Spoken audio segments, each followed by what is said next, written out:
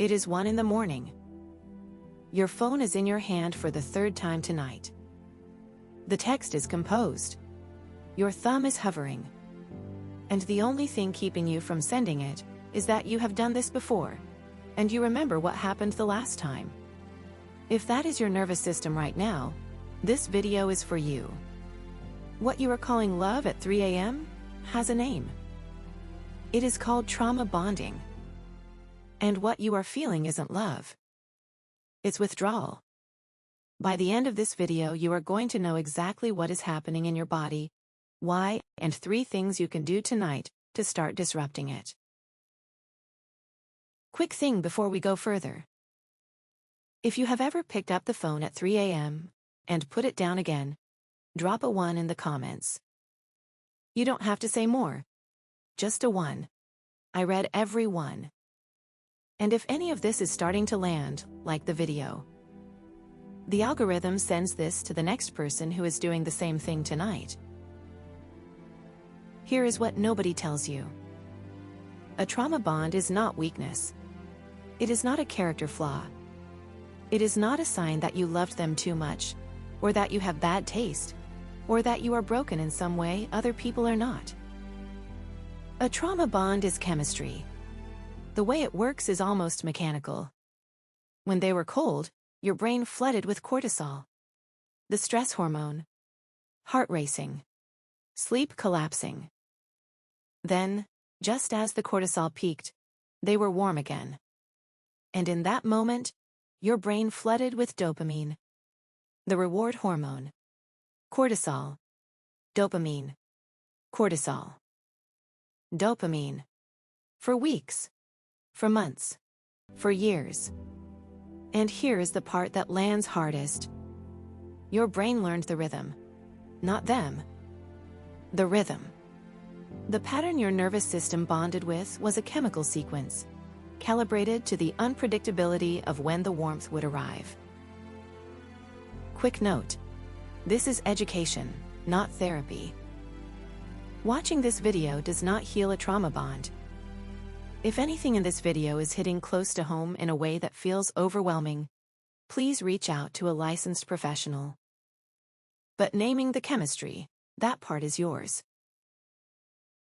Here is the name. You're not crazy. You're not weak. You're hooked. And we are going to call what you are caught in the withdrawal loop. Your body learned a chemistry. The chemistry is still running. The supply is gone, but the loop is not. If this is the first time anyone has named this for you, subscribe. We are decoding the rest of the cycle next. You have been told this is your fault. It isn't. The loop has a name. And naming it is the first thing that disrupts it. Before we go any further, one small thing. Turn your phone face down. Right now. Not off. Just face down on the table or the bed or the floor next to you. That single move drops the cortisol spike by a measurable amount in under 60 seconds. You have already done the hardest thing tonight by being here. This is the second hardest thing. Phone, face down. Now we begin.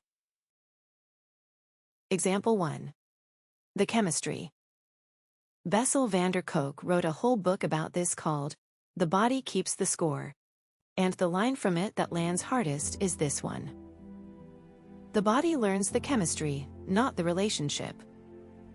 Your nervous system did not memorize a person. It memorized a chemical pattern.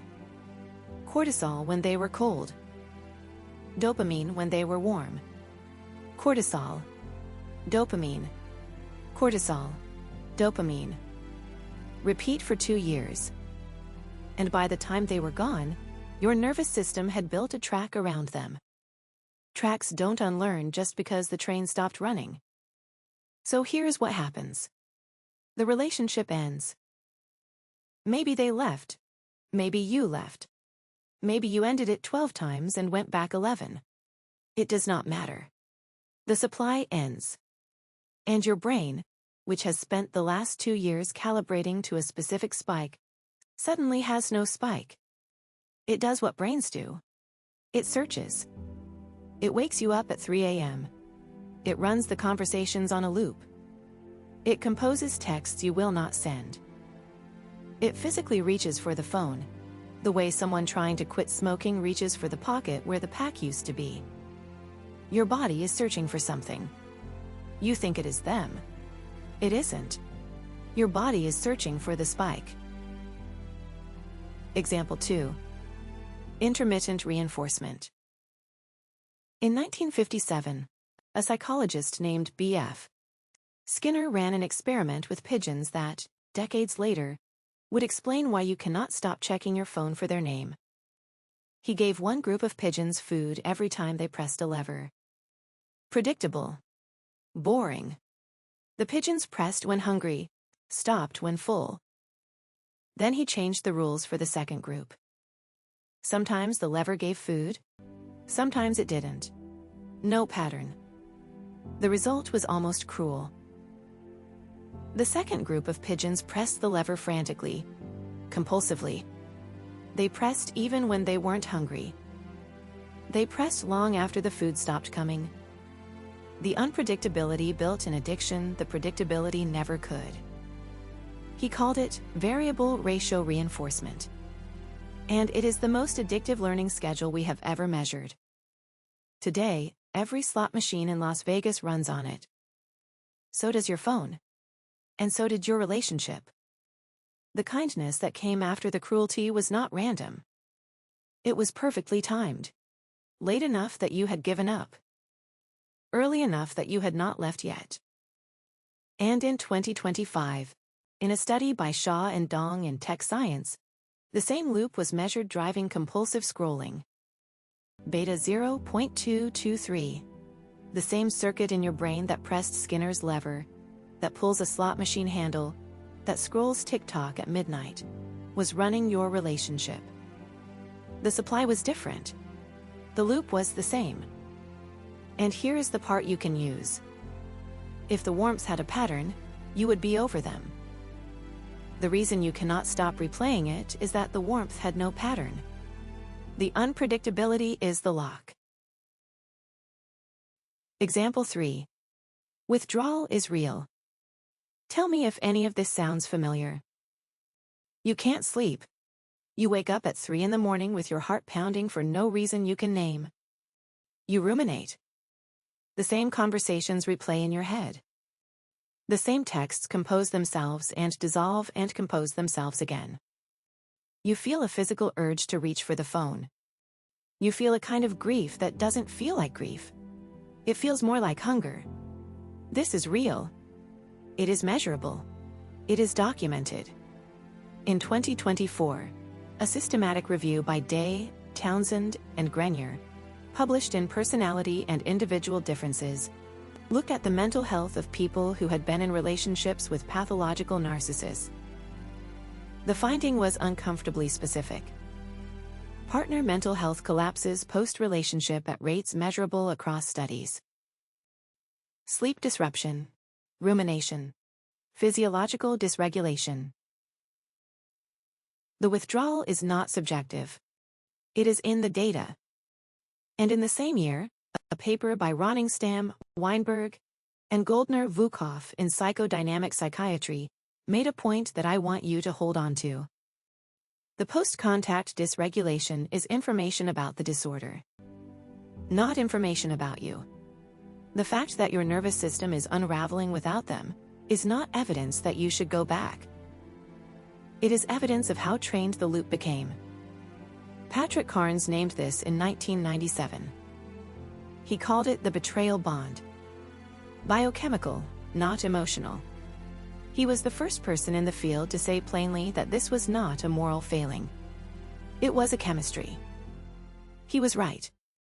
And the data has only gotten clearer since. Here is the full framework. The withdrawal loop has 3 pieces. And you have been living all 3. The spike. The warmth was a chemical reward, not a person. Variable ratio reinforcement, calibrated to your nervous system, on a clock you didn't see. Skinner measured it in pigeons. Sha and Dong measured it in scrolling. Your body learned the chemistry. It worked. That is why you are here. The withdrawal. The body searches for the spike after the supply ends. 3 a.m., waking. Ruminating. The urge to text. Sleep collapsing. Patrick Carnes named this in 1997 and called it the betrayal bond.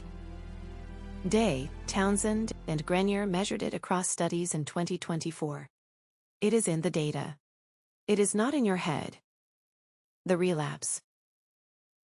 Going back is the spike returning, not the relationship healing. The relief you feel the moment you break the silence is not reconciliation. It is a chemical refill. Your nervous system calms because the chemistry resumed, not because anything between you got better. That is the part that disorients people the most. Because the relief is real. The relief is just lying about what produced it. So here is the whole loop in one sentence. The spike trained you. The withdrawal is the cost of having been trained. The relapse is the trap that pretends to be the cure. And the relief is the trap. If any of this language is ringing a bell, that is because we have named part of this story before. What we called the mask drop showed you they were the same person all along. The warmth was a deposit. The cold was the same person collecting. What we are naming now explains why you still want them anyway. Because the loop your nervous system learned does not care that the deposit was strategic. It learned the chemistry. Same person. Same arc. New chapter. Here is what I want you to walk away with. You're not crazy. You're not stupid. You're hooked. And that's chemistry, not character. Say that to yourself once before you scroll on. You are not the problem. The loop is the problem. And loops are easier to leave than people, because once you can see the loop, you can interrupt it. So tonight, before you do anything else, 3 diagnostic questions. Not advice. Just questions. Question 1. What time of day or night does the urge to reach out hit hardest? That is the spike. Your body has a clock. Set to when the warmth used to arrive. Question 2. What does your body actually do when you don't reach out? Heart racing. Sleep collapsing. The texts composing themselves?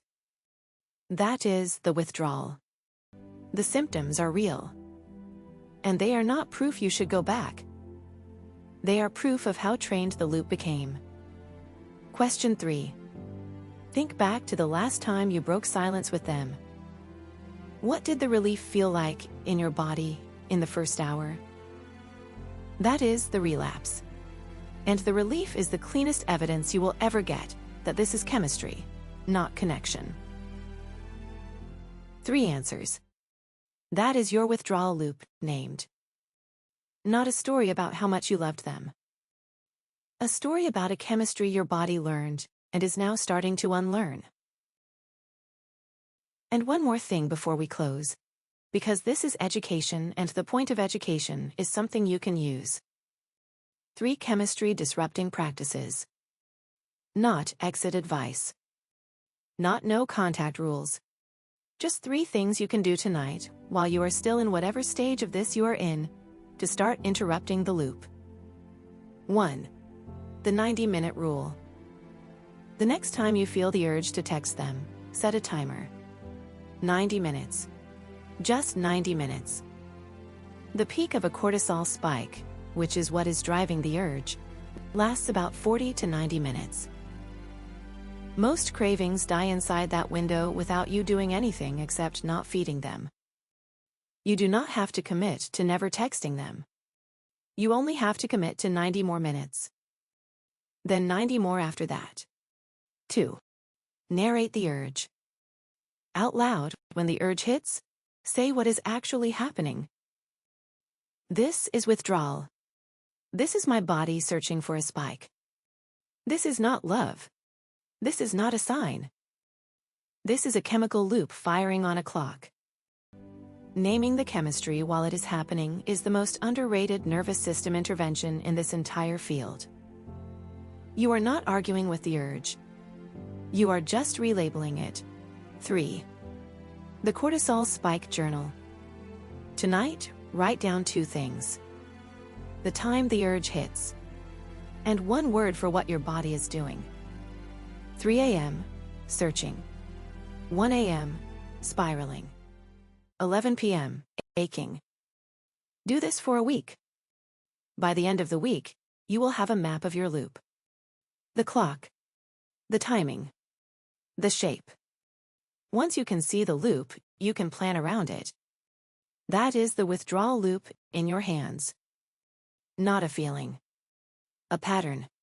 With 3 components and 3 signals. Loops are easier to leave than people. That is the whole point of naming them. In the next chapter of this, in the discard switch, we will name what comes after the loop ends. The day the door closes for good. The voicemail that does not come. The way someone who could not live without you can suddenly live without you completely by Tuesday. It has a name. It is on the same clock. And it is not about you. If you want to be there when that one drops, subscribe. We name one of these every week. You do not have to do this work alone. And in the comments, 3 words. The time, and 1 word for what your body does.